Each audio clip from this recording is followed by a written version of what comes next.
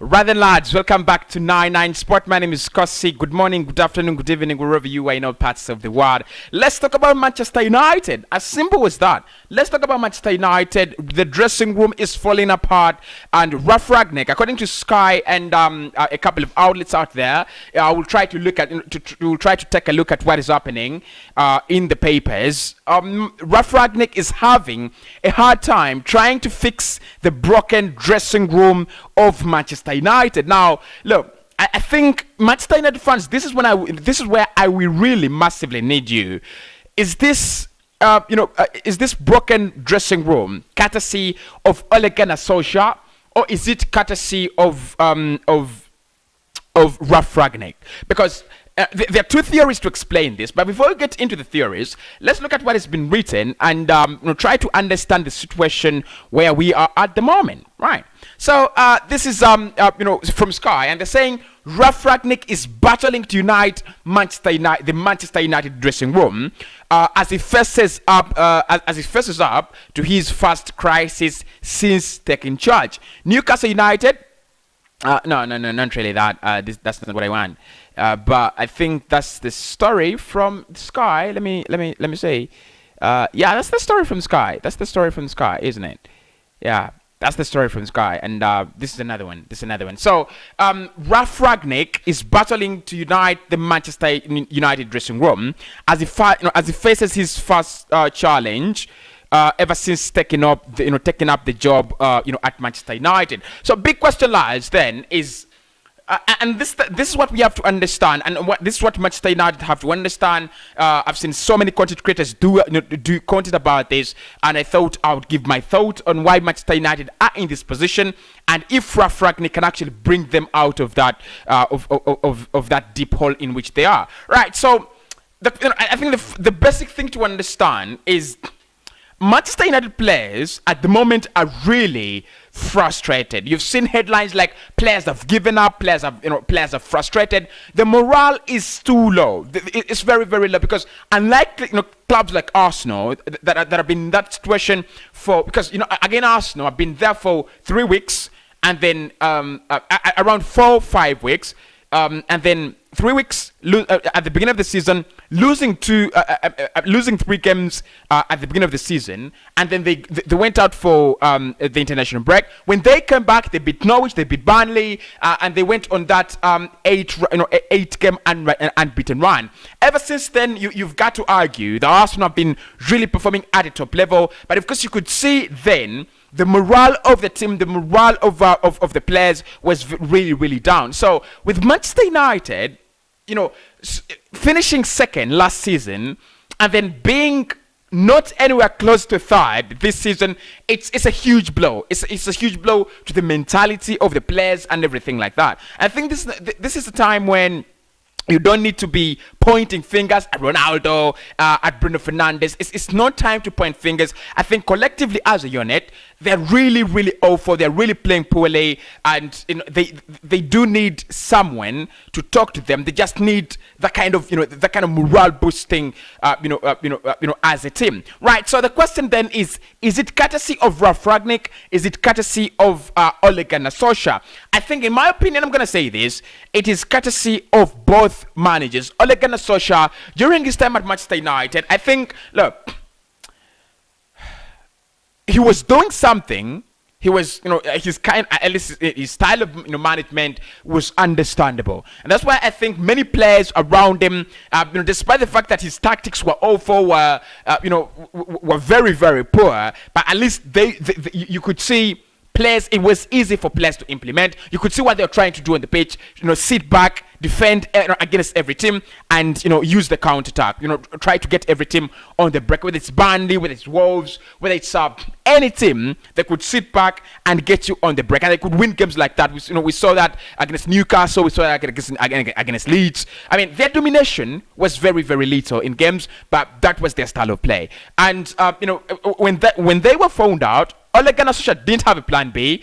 He was sad. But I think in terms of the dressing room, yes, players were really, really demotivated during that period of time, but they were not confused. And I think Ragnick, the introduction of Ragnick, for the right reasons though, Because if you look at why United brought in Ragnick, was to bring in someone who can, build an identity, bring in someone who can, create something, for this club, make a face for the club on the pitch. I think that is what Ragnick does at Schalke, at RB Leipzig, where he's been, he's been in Russia. That is what he does as Raf. He builds that kind of identity, and of course, many United fans and players probably, and legends and pundits were really impressed by the game pressing, and you've seen him play that 4-2-2-2 formation, which is really unpopular, and it's becoming very, very difficult for Manchester United players to hang on to learn,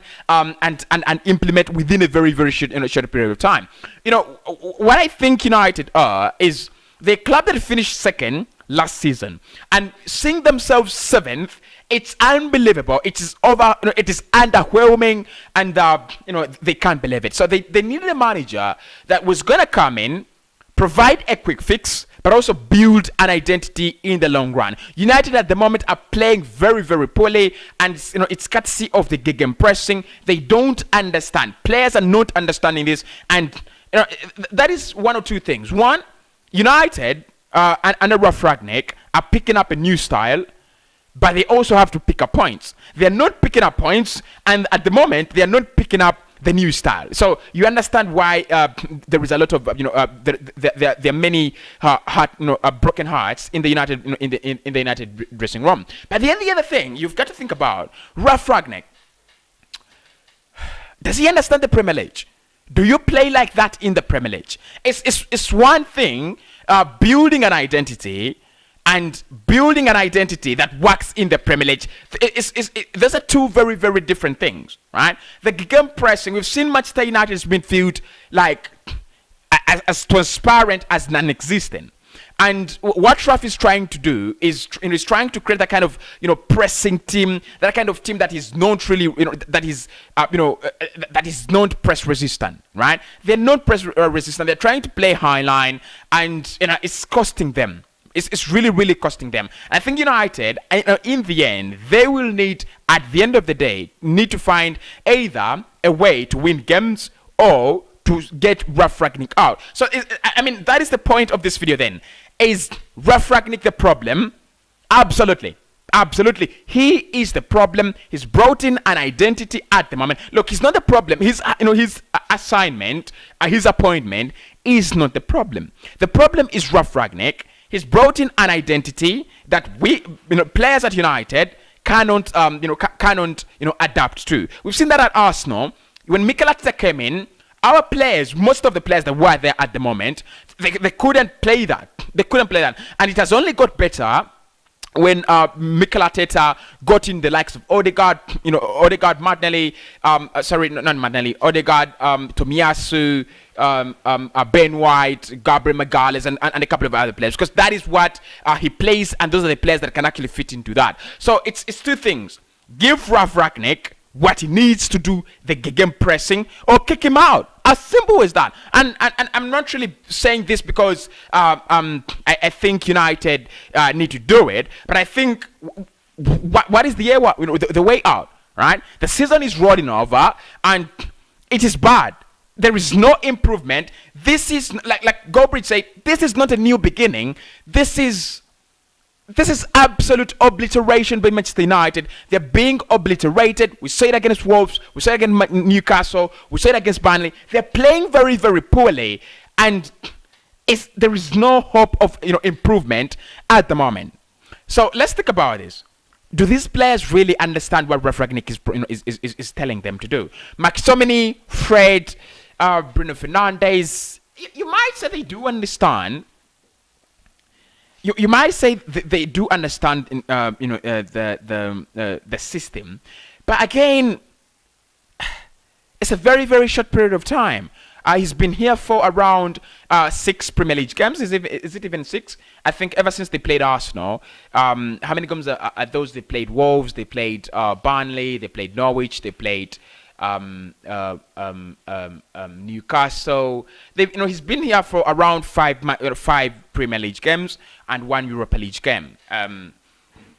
So Is he going to make? Can he make this Manchester United side better? Yes, with time. I think they will need. He will need the time, and he will need the resources. Are they going to give him the resources in January?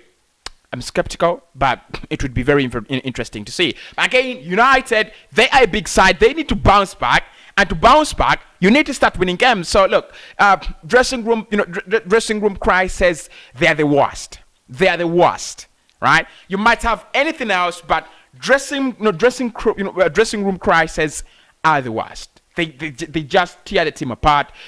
They just break the players. So United, what do they do? I mean, if you're United, what do you do from here? Let me know in the comments below. Do you sack Ragnick, or do you keep him and just give him the players he needs to play the game pressing, or should Ragnick adapt to something new? Can he adapt to something new? That's the question even. I'll see you in the next one.